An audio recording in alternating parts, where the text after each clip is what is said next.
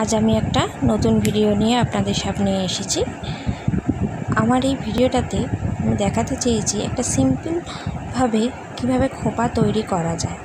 খোপাটা করার জন্য আমি চুলটাকে 3টে পার্টিশানে ভাগ করে নিয়েছি। তারপরেই পার্টিশানের একটাতে গার্ডার দিয়ে ওপরে তুলে দিয়েছি এবং দুটো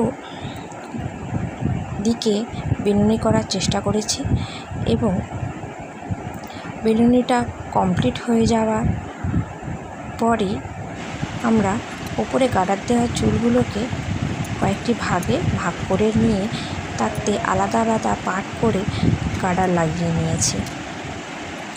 গার্ডারটা লাগিয়ে নেওয়ার পরেই আমরা রোলের মাধ্যমে চুলটাকে ওপরে খোপা করার চেষ্টা করেছি ক্লিপস এবং পিনের মাধ্যমে।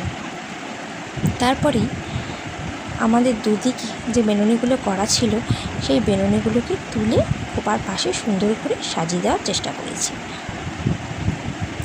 এমনভাবে ক্লিপ এবং কাঁটাগুলোকে লাগাতে হবে যাতে মাঝখানে যে আমরা খোপাটা করেছি সেটা